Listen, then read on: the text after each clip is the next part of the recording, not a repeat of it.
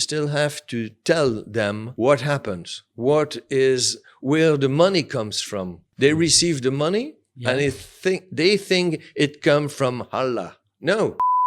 Your perspective about the Acehnese today after we have peace agreement. Eits, subscribe dulu. Mr.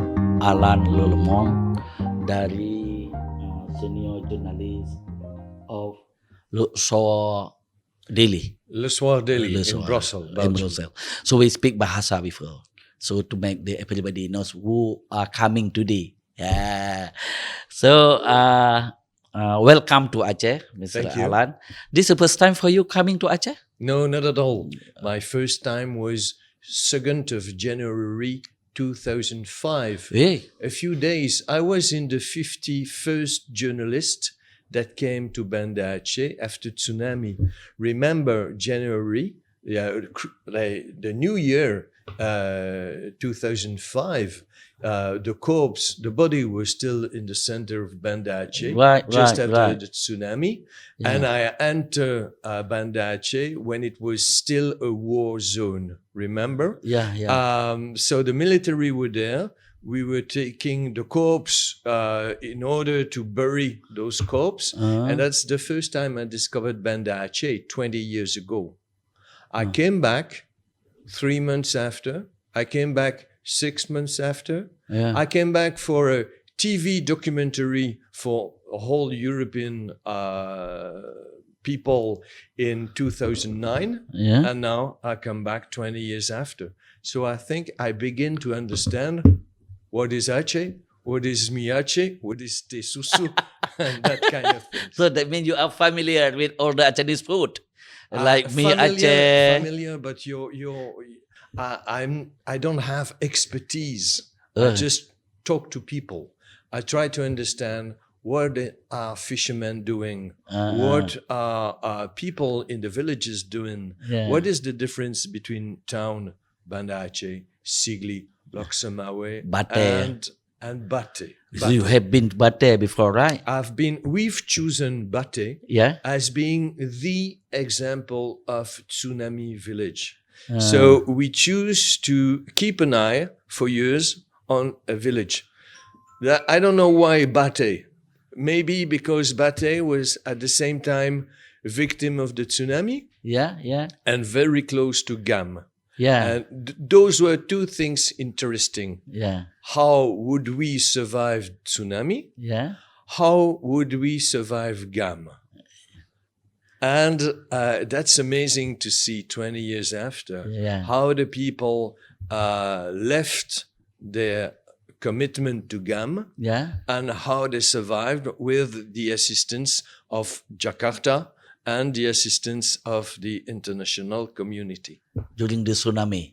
After the tsunami. After the tsunami. That means you come to Aceh, that's 1 week after the tsunami. That's it, correct. Tsunami was the 26th of December. I was here. I was still, for the new year, I was still at the airport of Kuala Lumpur, and the 2nd, I was in Banda Aceh. I think at this day we are the same. Sorry? We are the same. I have come to Aceh also at the 2nd January. From Malaysia? From Malaysia. You were in Malaysia? I was in Malaysia. I was in Brussels, sorry. If I am in Aceh, maybe I already passed away. Okay. No more, no, Adli is not exist anymore. No, knock on wood. Okay, Alain. Alain Lallemand. Lallemand, that's it. Lallemand. Mr. Alain Lallemand. So how your views about Aceh after, because you come to Aceh after 1 week after tsunami, and you also back 3 times later to Aceh. So now you may be the first time for you to come to Aceh. That's the first time I see modern Aceh. I mean, the big surprise for me first is the airport. Okay. It's a new airport where you have Boeing 747 that are coming. This is brand new. When I came to Aceh, there was no airport anymore. Remember, it was Médecins Sans Frontières that was doing the tower, the control tower, in order for the first plane to arrive. So my first surprise is to see the airport. Second surprise, for sure, is the highway. The highway you built between Banda Aceh Sigli, Yeah. and later on the rest of Sumatra. Yeah. That's wonderful because I've been doing Medan Banda Aceh on truck Yeah. in January 2005, 2005. Yeah. and it was really difficult. Yeah. Yeah. Now you have a highway. It means if there's the need to go to make business, Yeah. but also to rescue people, you have a highway. Yeah. And that highway is solid. Yeah. There's not a lot of people on that highway. I Yeah. was surprised. Yeah. It's expensive to use the highway, Yeah. Yeah. but it's really nice. Other surprise, the Achenese have changed. So Achenese are on the smartphone, just scrolling at smartphone. Yeah. Yeah. Yeah. The women now have the scarf, Yeah. okay, Yeah. but they seem to be more open. Yeah. Yeah. It's not, I'm white, I'm in the street of Banda Aceh, and it's no surprise that women come to me and say, "Hi, Alain, how do you do?" And I'm just surprised. We're in a Muslim country, and people are smiling and open. So that's quite different than you visit to another Muslim countries. Because Yeah. I understand you have been to Afghan. I've been to Middle East. Iran, to Afghanistan, to Ah. Egypt. I've been to Pakistan. I've been to Bangladesh, Indonesia, of course.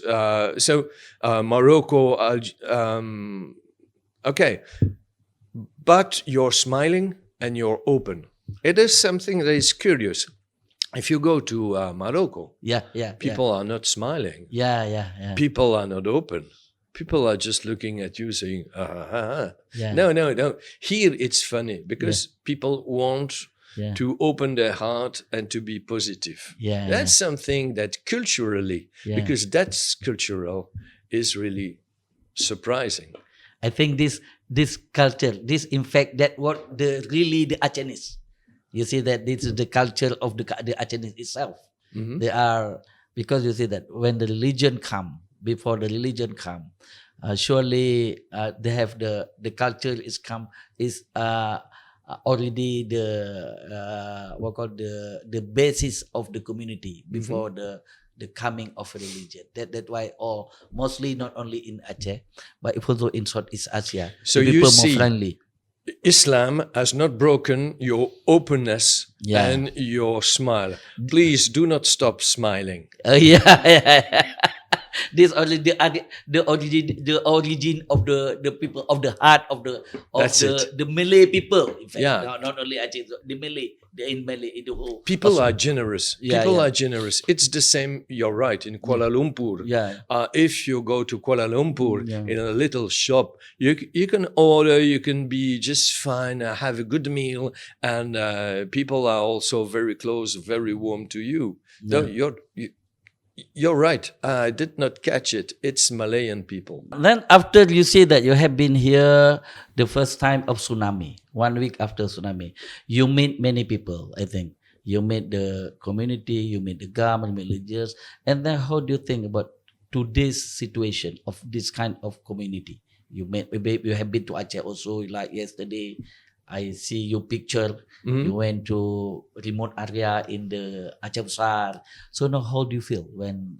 How do your perspective about the Achenese today after we have peace agreement? A good point. We are recording this podcast the day of the election. Okay. And here in Banda Aceh, you have 4 candidates, Okay. and there is not a single one that is from GAM. Yeah. I think it's positive. It means that you don't think about war or fighting. You talk about politics. You talk about doing something positive for the future of Aceh. I think that's fine. Yeah. I've been to remote parts where they still say fight, GAM, and I think it's not very clever because they don't have an understanding of how Aceh has changed in 20 years. So in the villages, you still have to tell them what happens, where the money comes from. They receive the money and they think it comes from Allah. No, They receive the money and it comes from the government of Aceh. That's something very different. It comes from them, in fact. That's the money. That's the richness of Aceh given to them. If they can have in the villages girls and boys that are going to school, it's because they have help from the central government and from Aceh. That's it. Yeah. So if they understand that, it is nice. They don't need the religion. They don't need fight like GAM. That's positive. You come to a new country, something that is democracy. And I think it's here in Banda Aceh, that's fine. In the villages, it's still difficult. Yeah, I think because Banda Aceh already multi-ras already, not multi-dimension. But are open to television, to podcast, to YouTube. That's not the same in the villages. Yeah. I think we need for the future we need more information. And correct information, good journalism. You need good information. Kuchi or Bupati that would be able to communicate to everybody, to the fisherman, to the farmer, that the people that vote have a good knowledge of how the world is turning and what is happening in Aceh and in Indonesia. Then you see that, Mr. Alan, you have been in Bate when you first coming to Aceh during the tsunami. You stay in Bate, okay? Then also I heard that from Prof. Alfizar.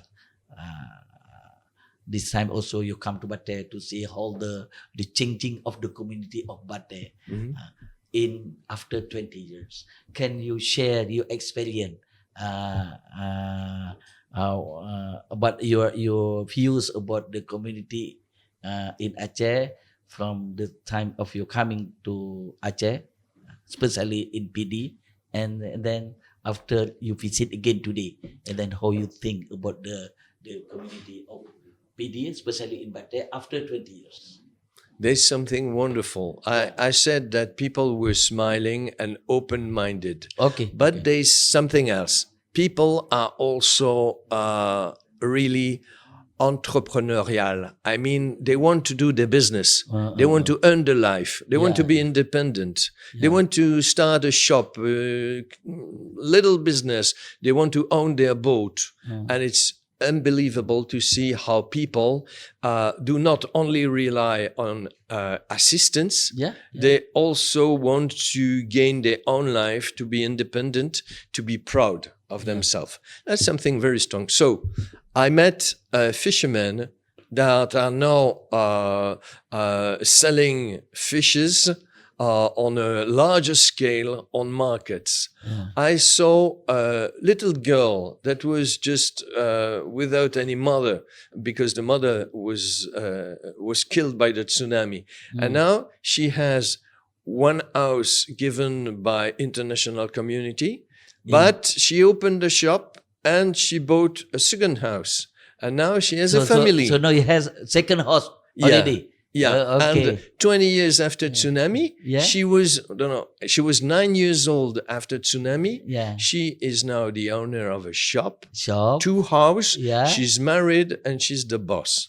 I find it just good, This is really something that you should show to the people. I'll take another example. If you look at Afghanistan, or if you look to the south of Colombia, where you have also fighting movement. In Afghanistan, you had the Taliban.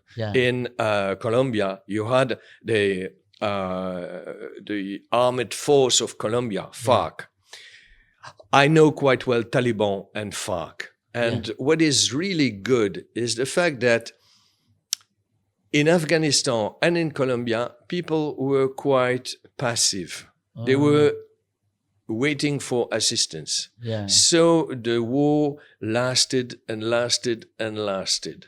Here, you're more reactive. You build. You you want to have your shop, you want to have your independence. That's something very good, because it means that you're ready for a future that is not related to war.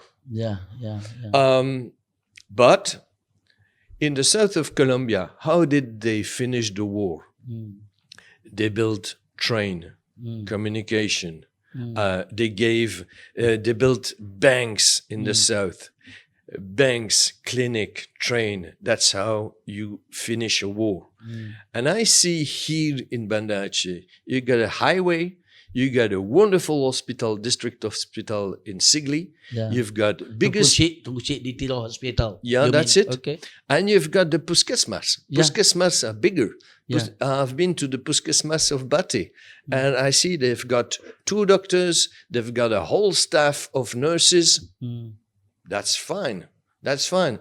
So if you have any serious sickness or, I don't know, a broken arm or something like that, you can go to a brand new Puskesmas, and after that you can go to a brand new clinic district.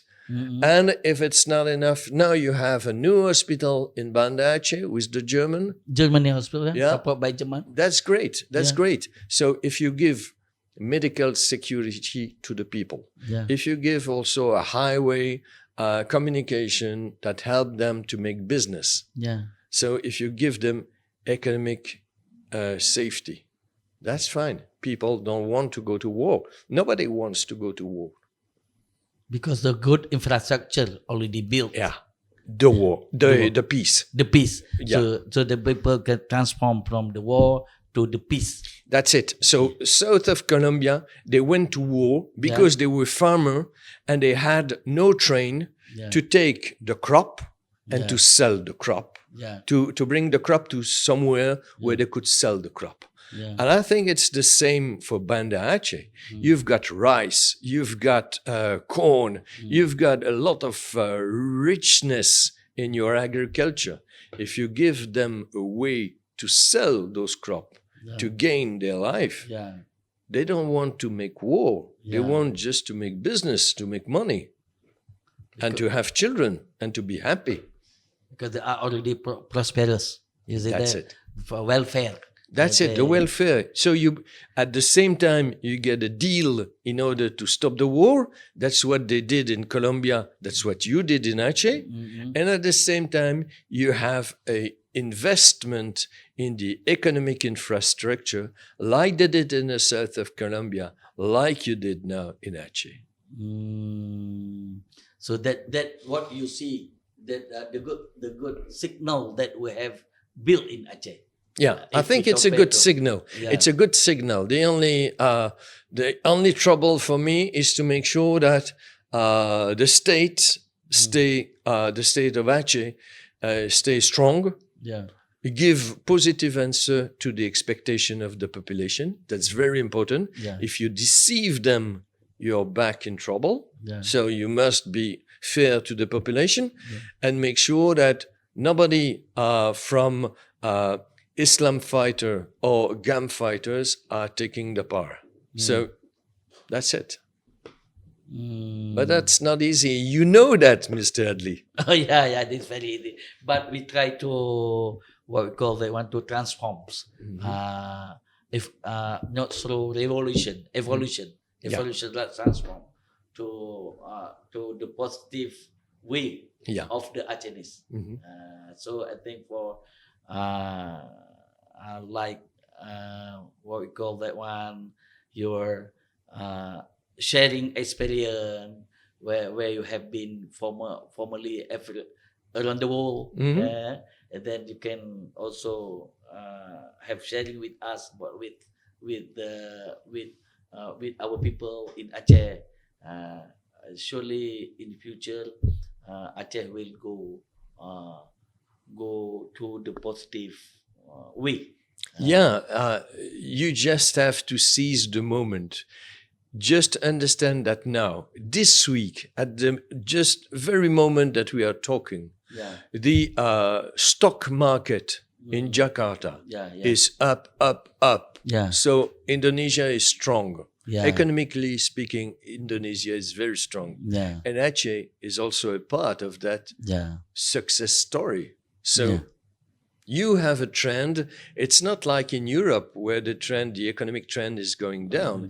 Here you have a trend that is really going up. Yeah. So you have to seize it, take the opportunity. Yeah. You have been to see that escape building in Ulele. I heard that yesterday. And then also you see the port of Ulele.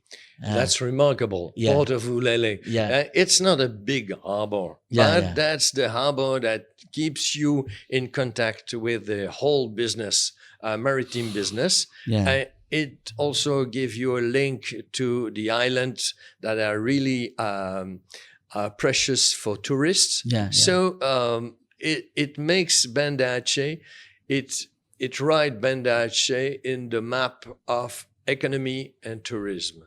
Tourism is just the beginning of something. You need to send another signal to the tourist if you want to have international tourism in Banda Aceh. They must feel that they are safe in Banda Aceh. I mean, not they don't fear any new tsunami or any disaster. No, what they fear is the instability of the state. They want to know that, okay, the guy who's governor is a good guy, is good with the population. They also want to make sure that there is no too much trouble in the madrasa and in the mushala. They want to make sure that religiously speaking, everything is quiet. Then you've got good hotels, you've got good meals, you've got a nice countryside, excellent countryside. I mean, look at your water, look at your passi, the sea. That it's a marvelous place. Aceh is a marvelous place. So think about that. Think about what you could do in order to bring tourism, not only to see the south of Sumatra, orangutan, and things like that. Go to see something new. You stay in the mind of European tourists. You stay the capital of spices. That's really precious. People want to know something new. They want to understand a country that they do not understand on a day-to-day life. So you have strong asset. As if for how to develop the tourism in Aceh, you say that? I don't know if you need to develop tourism, but if you want to develop tourism, you're very close to something that would be good. Okay. Then, Mr. Alan, I heard that you write a romance book. You have write many romance book already during your life. You are beside of journalists. Also, you are as writers, a good writers. I also somebody informed me that now still you are writing about the books of Aceh. That's it. That's correct. So I made novels where the hero were in Afghanistan, Pakistan, Colombia. And now for 2 years, I'm working on a novel where the hero would be somebody that is imprisoned in Banda Aceh in 2004. And the tsunami came. And by surprise or by miracle, he escaped from the prison while the tsunami destroyed the jail. You know who I'm referring to. I know that man. And that's a wonderful story. So that's the beginning of my novel. And I say this guy will take refuge in the forest. And I also follow a girl that is in Bate. Her house, which is a rumah Aceh, has been destroyed, and she wants to rebuild it not in concrete, but she wants to rebuild it as a brand new rumah Aceh. And the people in the village say, "But you're crazy. This is wood. This is not good." And she say, "No, this is my culture. I want to have a brand new rumah Aceh." And the two The guy who's refugee in the forest and the girl who's living in Bate will of course meet at some point in the story, and you can imagine that it will be the heart of the novel. That's it.